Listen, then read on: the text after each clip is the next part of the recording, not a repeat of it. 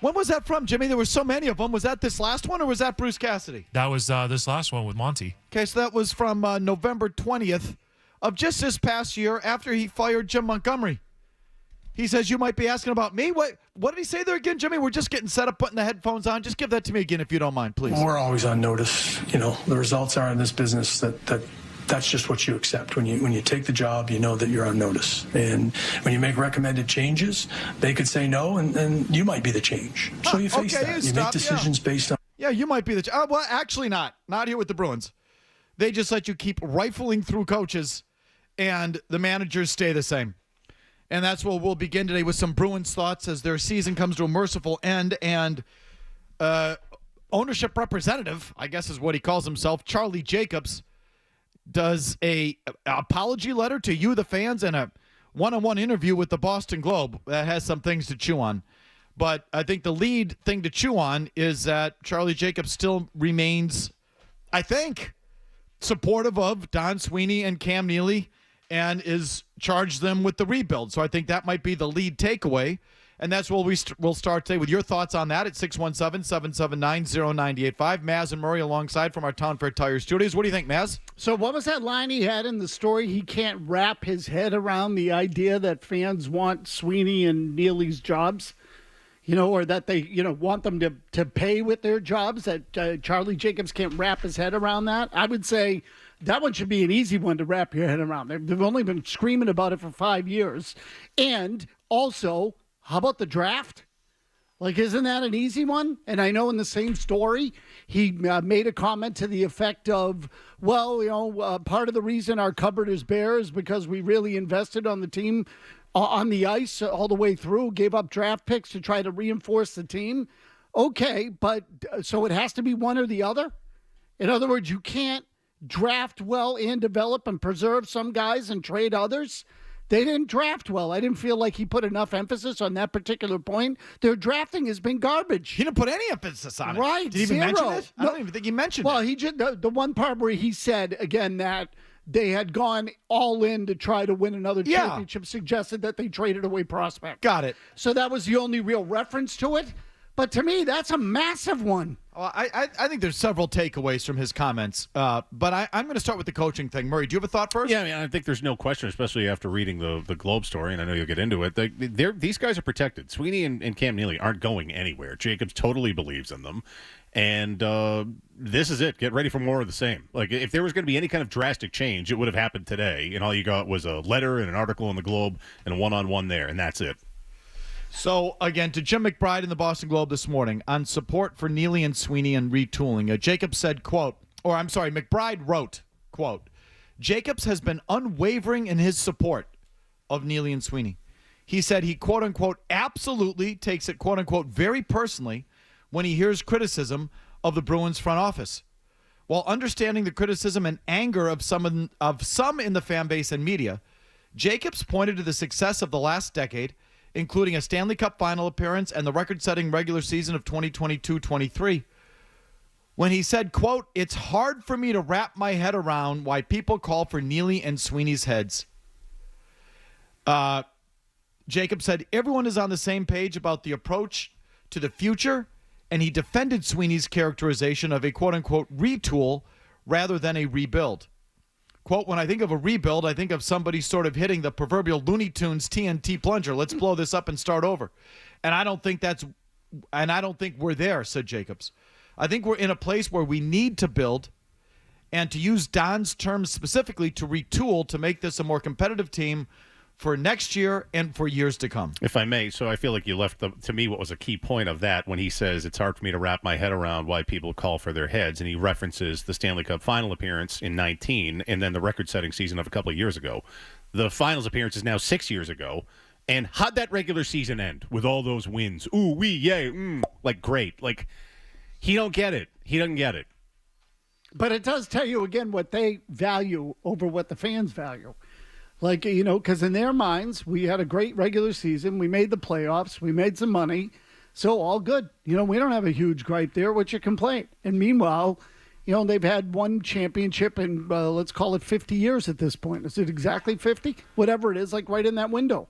So I just put that next to how he talked about what went wrong this year and how he threw the coaching under the bus.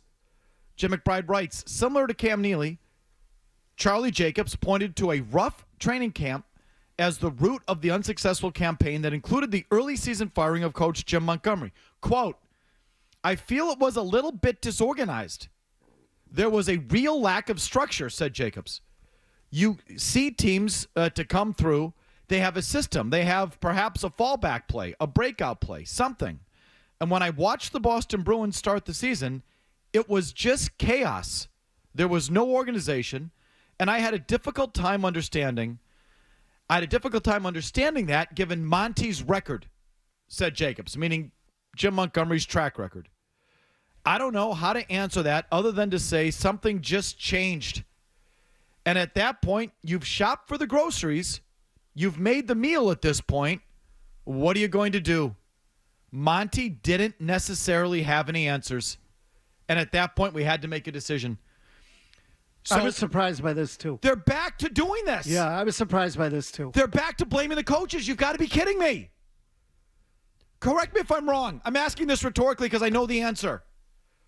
Who's the 7th seed in the West? The St. Louis Blues. Who was 8 points out of the playoffs in February and is now in the postseason? St. Louis Blues. And who's their coach? Jim Montgomery. So, boy, do you look like a bunch of idiots coming out and throwing the coaching under the bus when all your former coaches are in the, I say all, I don't know, well, I guess Mike Sullivan, I can't, whatever, your last 2 former coaches are flying into the playoffs and you're here out of the playoffs. Why do you keep doing that? And you do it because it's just what you've always done. You've blamed the coach. But boy, do you look dumb doing that today. Well, especially when you changed the coach and nothing got better. You changed the coach. He immediately signed 2 minutes later with a team that was basically the exact same place as you were, just out of the playoffs. St. Louis, I think, was just out of it. You and St. Louis were pretty much in the same spot. You change coaches, they're in, you're out. And you're asked about what went wrong this year, and you go back to Jim Montgomery to start the year? I'd let that one go. Like I have personally. Because personally, I'm stunned Montgomery has that team in the playoffs.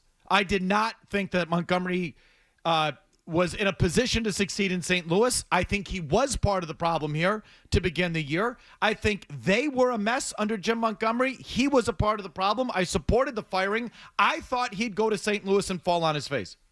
I was wrong. So were they. So I'd let it go. I'd stop talking about the way the team looked under Jim Montgomery and Montgomery not having the answers. Because it feels to me like someone this year had some answers, and it wasn't you, it was him. He pulled a team that was out of the playoffs into the playoffs. And the coach before that is in first place going for his 2nd Stanley Cup in 3 years. So I would stop talking about the coaching if I were the Bruins ownership. That's the one that should go right up your caboose today if you're a Bruins fan. Enough with that. Stop. Who could, at this stage, you're gonna buy into Jim Montgomery not being ready to go to start the year, or Jim Montgomery not having the answers? I felt it was a little bit disorganized. Real lack of structure, said Jacobs. You see teams come through. They have a system. They have perhaps a fallback play, a breakout play, something. And when I watched the Bruins start the season, it was just chaos. There was no organization, and I had a difficult time understanding that given Montgomery's record. I don't know how you answer that other than to say something just changed. At that point, you've shopped for the groceries. You've made the meal. What are you going to do? Montgomery didn't necessarily have any answers. So he's saying we cooked the right meal. Montgomery screwed it up. That's what it sounds like. You changed the coach, and you're still out of the playoffs. He went somewhere else and took a team that was just about damn equal to you and took them to the playoffs. So I would drop, for once in their existence, I would drop the coaching thing. It doesn't fly. The last 2 coaches you fired are flying into the playoffs. Cassidy has done nothing but make the playoffs, win championships. He's back in first place. Montgomery goes to St. Louis. 2 minutes later, they're in the playoffs. I would drop that thing if I were the owners. At the trade, just a bit of advice. At the trade deadline, the Bruins had 64 points. The Blues had 66. They finished their season with 76 and 96, respectively. Thank you. Yeah, not even close. No, and then the other thing is, if it goes back to the coach at the beginning of the year, then what did you dismantle the roster for? Right. You tore the roster apart at the trade deadline. My goodness, they can't help themselves. I know, to even mention it is like, really, what a mistake. So, but it's just them. It's just so them. So were we expecting a resignation today? Were we expecting something today? I said if it was anything, it was the old man, but meaning Jacob Sr., Jeremy. Doesn't quite feel like that's coming today, especially since Charlie told us that Jeremy's watching every game and calls either he or Cam after every game for a debriefing. And, boy, Charlie sure made it sound like they definitely want to win one more, and one of the reasons is Jeremy. On the urgency, Charlie Jacobs said, I've read stories, the sleepy owner's box, this or that. People need to know. I'm invested in this team, and I care about it, and we're putting our best foot forward, and it sucks where we're at, and they need to hear that, meaning the fans. I feel it. I hear the boos. I feel all that, and they need to know that we're working hard to right this ship. There's nothing more that I would want to do as an executive, but also as a son, to make sure that we get another championship while everyone's still around to share it. Isn't that interesting how he personalized that? I want to win another one for Dad. Yeah. How's that make you feel? As a Bruins fan. Well, I would say this. At least it's incentive to actually win a cup. At the end of the day, as long as the goals, as long as the end goal aligns, I suppose it's fine. But to me, I wonder if they understand how dire it is at the moment. I hope I'm wrong. I hope that they were able to spin this around faster than we think. And I'm not telling you they're going to completely bottom out and suck and be a top 5 pick in the draft every year, but they have work to do. Like the idea that all of a sudden the cup is within the next couple of years, I rule out nothing, but they got work to do. I mean, my God. But to go back to the coaching again, you can't be serious. It'd be one thing if Montgomery went to St. Louis and the Blues looked like you did and the problems that were here followed him there, and then you're justified and okay. For example, you were justified firing Claude. He went to Montreal and did absolutely zero. Precisely nothing. Ironically, isn't Claude? He's on the St. Louis bench. He's Montgomery's. Oh, yeah, that's right. Yeah, he's one of his assistants. He's Montgomery's assistant. But either way, you fire Claude, nothing. He goes to Montreal. Montreal's in first place. They're one and done. They never make the playoffs again. Claude's fired a couple years later. Fine. You look like you were in the right. The last two guys you fired, Stanley Cups, first place, dragging a team into the playoffs. I dropped the coaching for the time being. That's just one little tip for you guys. I didn't see this coming. I was wrong about what Jim Montgomery could do this year for the Blues, and so if you were to ask me about the problems on the team and where it went wrong, I would eliminate the coaching from my commentary because I had it wrong on Jim Montgomery. The Bruins, though, can't help themselves. Charlie Jacobs goes right back to the coaching. Jacobs pointed to a rough training camp as the root of the unsuccessful campaign that included the early season firing of Jim Montgomery. Charlie Jacobs described their play as chaos, no organization. Montgomery didn't have the answers, which is surprising given his track record. He goes to the coaching. You've got to be kidding me. As St. Louis is skating around the ice, going to the playoffs? What were they when Montgomery took over? They were 8 points out of the playoffs in mid-February. What were they in? I don't know how many points out they were. They were 8 points out in mid-February. They were, like you, below the playoff line on Thanksgiving, which is like the line of demarcation. I'll get the points up, but again, at the deadline, the Bruins had 64 points. The Blues had 66. The Blues finished with 96. The Bruins finished with 76. So a 2 to 20-point differential. Yeah, and I like the stat that the Blues went 35-18-7 under Montgomery. They won more games under Montgomery than the Bruins won all year. I mean, come on. I wouldn't be talking about Montgomery as part of the problem. Let's go to the phones. Here's Mark in Rockport. Go ahead, Mark. Hey, Mike, of course it's not the coaching. It's management. 10 years of Sweeney and Neely, the result is terrible. And, Jimmy, you know this. The ball's on Swayman to ask for that money, and he's unproven. That kid is a cancer in that locker room. They lost that locker room early on in the season, and they never got it back. What is he, a Gen Xer or something, Murray? I don't know what he is. Biggest mistake they made, they own that. I don't know what they're going to do about it. No, he's Gen Z is what he is. There's nothing to do about it but sit and wait and hope he comes out of it. Yeah, Well, right. That's it. Good luck moving him now. Go away. Go back to Maine. Go to Alaska. Get your head right. You're not getting that contract. You're not getting anyone to take that. You can't sell that low on that player. And I do agree that I do think some of their problems were evident early in the year, but I don't think it had anything to do with the coaching in retrospect. I think it was in the locker room. Jack on the Cape. Go ahead, Jack. Hey, Jack. Hey, I'm there. Totally fired up today. You guys have me. But I could go on and on about why Sweeney should be fired. Should have been fired 4 effing years ago. But now the Jacobs going on with this article, what the F? Fire their asses. Okay. I'd sell them if I could. Okay. See ya. Bye. You can't fire the owners. The thing I would say, just as the but the McBride writes that Jacobs has been unwavering in his support, quote, and I'm saying in parentheses, of Neely and Sweeney. He said he absolutely takes it very personally, in quotes, when he hears criticism of the Bruins front office.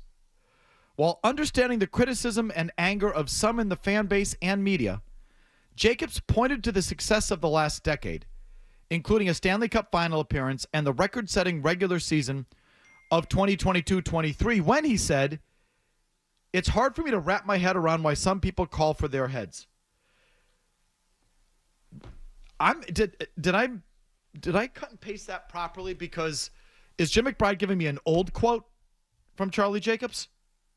Again, including a Stanley Cup appearance and the record-setting season of 22-23, when he said, "It's hard for me to wrap my head around why people call for their heads." Is he pulling out an old quote and putting it in this story? I don't know. Good question. Or is he saying that Charlie Jacobs is saying now that I found it hard to believe people were asking me to fire Sweeney after we set a record in an NHL season in 2022-23? What I'm trying to say is there's no present tense quote unquote from Charlie Jacobs that says I find it. Sweeney and Neely are going nowhere. It's not in here. It's alluded to. There's some word play with the verbs, like even this. Jacobs has been unwavering in his support. Right. Has been. Past tense. That align again. He pointed to the success of the last decade, including the Stanley Cup final and the record-setting regular season, comma, when he said, "It's hard for me to wrap my head around why people call for their heads." McBride's finger futzing with the verb tense there. So does that mean he didn't ask him about it? I don't know. How could he not have? But listen, McBride got this exclusive, so he's playing ball. Believe me, we've all been there. I was there last month. Like you know. Absolutely. So he's not gonna. There's some criteria here, conditions for the interview, which is just the way it is. But this thing about that he's he throws his full weight behind Sweeney and Neely. Not quite. If you read it really carefully, it's not. I got nothing in present tense verbiage. I fully support them going forward. They're going nowhere. He did not say that in here. Sorry. No, don't apologize. So my question was just going to be to you. If they have another bad year, do you think they're safe? No. Me neither. And maybe that's why he didn't want to get in on the topic. So let's say there was a precondition of the interview. I'm not going to talk about Neely and Sweeney. They're staying. Okay? But don't ask me. But they're staying. They're going to rebuild this. Well, then why the condition? If they're staying and you're confident in them, why can't I ask about them? You follow me? Yeah. So, and it's because a year from now, they might not be safe. He didn't want to come. My guess is he didn't want to come out and say, we need to see a better team next year or we'll take the next step. And because, look, you've theorized, and I tend to agree, it's the second year missing the playoffs that'll put the GM's head on the chopping block. I mean, really will. I mean, I know Chiarelli got fired after his first year out of the playoffs, and Sweeney missed the playoffs his first year. I've missed that timing before, and I've talked about it in the past. I think it was O'Connell that got it after 2 straight years out, or maybe it was Harry. But they as Charlie Jacobs said, they don't want to blow the thing up. That's not what they want to do. They want to be back in the playoffs next year. I'm just telling you, the headlines here are that Jacobs throws full weight behind Neely and Sweeney, and that's not really what's in there. Charlie Jacobs also sent a direct letter to the fans, and nowhere in there does he talk about fully supporting Neely and Sweeney going forward. That's not in that. It's not in the statement. And the story is either sort of said by McBride in a past tense kind of thing or a passive tense kind of thing when you read it carefully. And I'm trying to decipher if that quote that he had, it's hard for me to wrap my head around why people call for their heads. Was that a quote that was given to him today? Or was that a quote given to him in 2022-23? Or when he was talking about 22-23? It's not clear in here. So I'm not going 100% that he threw his weight behind Sweeney and Neely. I think anything can still happen. And maybe they're waiting to see. Who knows? Who knows? They're waiting to see season ticket renewals, with the way the wind's blowing, whatever the case may be. Who knows if that's still an open question? I personally don't think they're going anywhere. I've never felt they were going anywhere. But the story makes it less clear than I think the headlines would lead you to believe.